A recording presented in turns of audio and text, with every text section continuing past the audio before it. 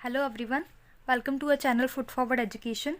And in the previous lecture we have discussed the legislative and executive powers of the president, and today we will discuss the financial and judiciary powers of the president. So first financial powers के साथ start करते हैं. Money bill can be introduced only on the recommendation of the president. Money bill की जो है उसकी definition article 110 में दी गई है.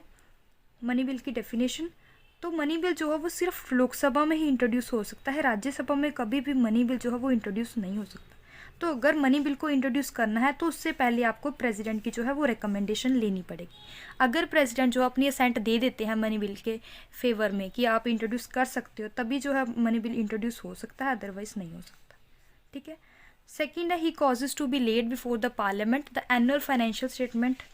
तो एनुअल फाइनेंशियल स्टेटमेंट ये ना आर्टिकल 112 में इसकी डेफिनेशन दी गई है एनुअल फाइनेंशियल स्टेटमेंट की. एनुअल फाइनेंशियल स्टेटमेंट जो है बजट को ही बोलते हैं, बट जो हमारे कॉन्स्टिट्यूशन में बजट टर्म नहीं डिफाइन किया, एनुअल फाइनेंशियल स्टेटमेंट लिखा हुआ है. ठीक है. वैसे तो जो बजट जो है वो जो प्रेजेंट करते हैं पार्लियामेंट में वो फाइनेंस मिनिस्टर ही करती है, जो कि हमारे current finance minister Nirmala Sitharaman वहीं करेंगी.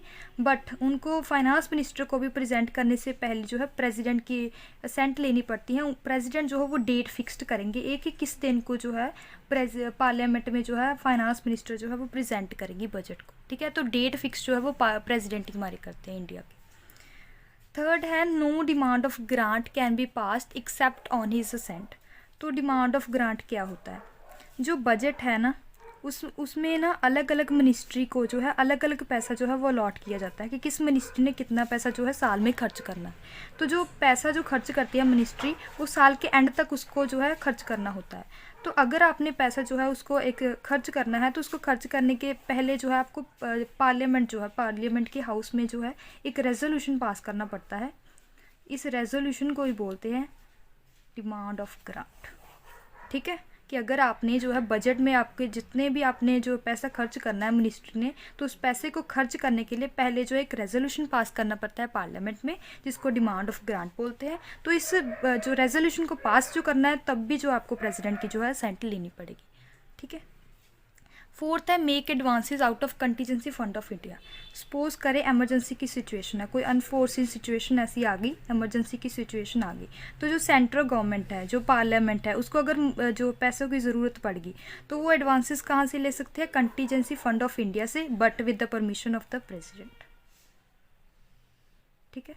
तो ये सभी थी financial powers of the president. Next हम करेंगे जुडिशरी पावर्स कौन सी है प्रेसिडेंट की. फर्स्ट है, ही अपॉइंट्स CJI एंड जजेस of supreme court as well as जजेस ऑफ हाई कोर्ट. तो सबसे पहले जो है प्रेसिडेंट जो है वो CJI हमारे चीफ जस्टिस ऑफ इंडिया जो है उनको अपॉइंट करते हैं.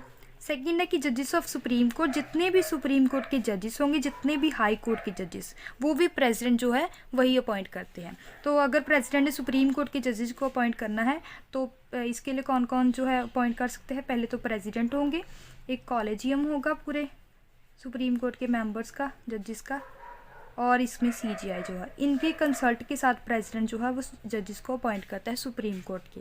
तो अगर हाई कोर्ट के जजेस को अपॉइंट करना पड़ेगा तो प्रेसिडेंट अपॉइंट करेगा in consultation with college CJI and governor of that state. जिस स्टेट का भी आपको जज जो है अपॉइंट करना है तो उस स्टेट के गवर्नर के साथ भी आपको कंसल्ट करना पड़ेगा. तो ये सभी है judiciary parts of the president. Second है, seek advice from supreme court on any question of law.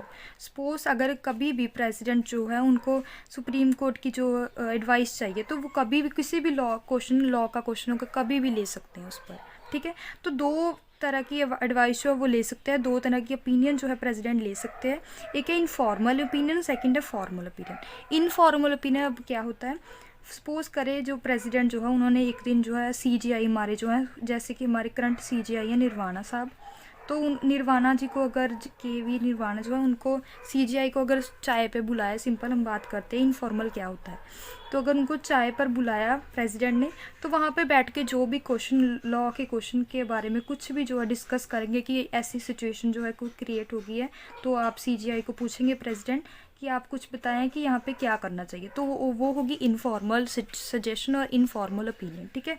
तो ऐसे कुछ भी मतलब बातें कर ले कॉन्स्टिट्यूशन लॉ के अकॉर्डिंग, तो वो होगी इनफॉर्मल ओपिनियन. फॉर्मल ओपिनियन क्या होगी? ये हमारे आर्टिकल 143 इसमें जो है मेंशन किया है कॉन्स्टिट्यूशन के कि अगर किसी भी क्वेश्चन ऑफ लॉ पे प्रेसिडेंट जो है उसको एडवाइस चाहिए सुप्रीम कोर्ट की, तो वो जो है एडवाइस जो है वो ले सकते हैं, ठीक है, CJI से, सुप्रीम कोर्ट से कभी भी, ठीक है। तो ये होती है इनफॉर्मल कि जिसमें डिफाइन किया गया पूरा कि कैसे लेनी है इन, तो ये हुई फॉर्मल, ठीक है। फोर्थ है ग्रांट। ये तो पता है आपको, प्रेसिडेंट जो है वो पर्डन भी कर सकता है किसी भी पर्सन की पनिशमेंट को, रिस्पाइट भी, रिप्राइव भी, कम्यूटेशन भी, रिमिशन भी। इसकी मैंने पूरी वीडियो डाली है, एक शॉर्ट वीडियो है इसकी, शॉर्ट्स में डाला, तो आप उससे देख लेना, ठीक है। इसका मैं नीचे लिंक भी शेयर कर दूंगी,